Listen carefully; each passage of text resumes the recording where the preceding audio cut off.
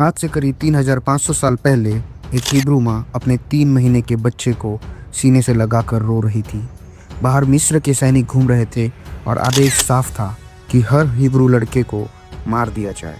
उस माँ के पास 2 ही रास्ते थे, या तो वो अपने बच्चे को सैनिकों के हाथों मरते देखे या उसे परमेश्वर के हवाले कर दे। उसने एक टोकरी ली, उसे गोंद और तारकोल से वाटरप्रूफ बनाया, बच्चे को उसमें रखा और नील नदी में बहा दिया। उसे अंदाजा भी नहीं था कि वही बच्चा आगे चलकर दुनिया के सबसे शक्तिशाली साम्राज्य को घुटनों पर ला देगा और लाखों गुलामों को आज़ादी दिलाएगा। दोस्तों, यह कहानी है मूसा की। उस समय मिस्र में शासन कर रहा था एक निर्दयी फिरौन। इजरायलियों की संख्या बढ़ रही थी और फिरौन को डर था, अगर युद्ध हुआ तो ये लोग हमारे खिलाफ हो जाएंगे, और डर से जन्मा निर्णय अक्सर क्रूर होता है। उसने आदेश दिया कि हर नवजात हिब्रू लड़के को नील नदी में फेंक दो। लेकिन सोच के देखिए, जिस नदी को मौत का माध्यम बनाया गया, वही नदी मूसा के लिए जीवन का रास्ता बन गई। दरअसल फिरौन की बेटी ने उस टोकरी को देखा, बच्चे को बाहर निकाला और उसे बच्चे पर दया आ गई। उसने उसे गोद लिया और फिर गुलामों का बच्चा राजमहल में पला। मूसा ने मिस्र की सर्वोच्च शिक्षा पाई, रणनीति, राजनीति, सैन्य प्रशिक्षण सब सीखा, और वह राजकुमार जैसा जीवन जी सकता था। लेकिन उसके अंदर कहीं ना कहीं एक सवाल था कि मैं सच में कौन हूँ। जब उसने देखा कि एक मिस्री सैनिक एक हिब्रू गुलाम को मार रहा है, उसके अंदर वर्षों से दबा हुआ दर्द फट पड़ा और उसने उस सैनिक को मार दिया। सिर्फ एक पल का गुस्सा और उसकी पूरी जिंदगी बदल गई।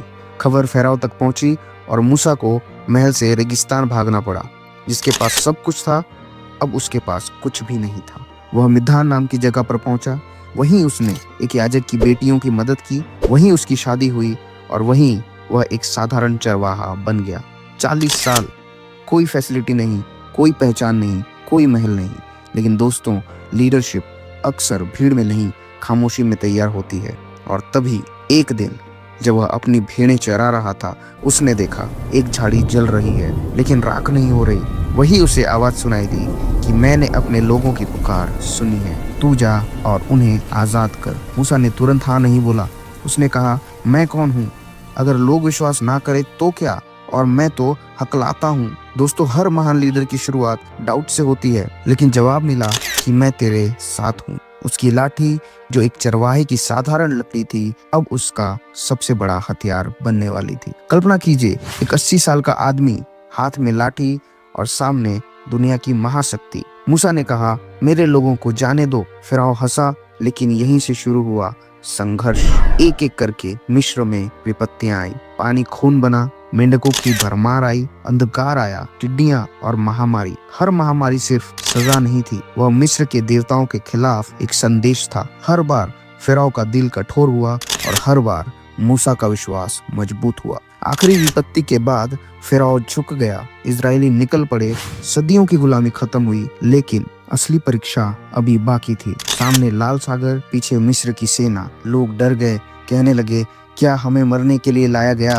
दोस्तों, लीडर की असली परीक्षा वही होती है जहां बाकी सब हार मान लेते हैं। मूसा ने अपनी लाठी उठाई, समुद्र 2 भागों में बट गया। लोग सूखी जमीन पर पार हो गए और जब सेना अंदर आई, पानी वापस लौट आया। अजीजों, लोग सोचते हैं आजादी मिलते ही सब आसान हो जाता है, लेकिन रेगिस्तान में पानी नहीं था, खाना नहीं था, धैर्य नहीं था। लोग शिकायत करने लगे कि मिस्र में गुलामी ही सही थी। दोस्तों, लीडरशिप का सबसे कठिन हिस्सा बाहरी दुश्मन नहीं, भीतर की निराशा है। सिनाई पर्वत पर मूसा को 10 आज्ञाएं मिली, आजादी को स्ट्रक्चर मिला, गुलामों को पहचान मिली और भीड़ एक राष्ट्र में बदल गई। 40 साल तक मूसा ने खुद सबका नेतृत्व किया, लेकिन वह खुद वाचा के देश में प्रवेश नहीं कर पाया। वह पहाड़ पर खड़ा रहा, दूर से भूमि को देखा और वहीं उसकी मृत्यु हुई। लेकिन लेगेसी मंजिल से नहीं, इम्पैक्ट से बनती है। आज भी उसका नाम लीडरशिप, विश्वास और हिम्मत का प्रतीक है, जिसकी मृत्यु के बाद खुद परमेश्वर ने उसके शरीर को मिट्टी दी, जिसके लिए खुद परमेश्वर धरती पर आया और उसके शरीर को दफनाया। दोस्तों, मूसा की सक्सेस स्टोरी हमें सिखाती है कि कभी कभी आपका कठिन परिस्थिति ही आपका ट्रेनिंग ग्राउंड होता है। कमजोरी ही आपकी कॉलिंग बन सकती है और फेलियर कभी फुल स्टॉप नहीं होता। वह सिर्फ एक कॉमा होता है। यह थी कहानी मूसा की, एक ऐसे लीडर की जिसने लाठी से इतिहास बदल दिया। एक बस हो गया, चलो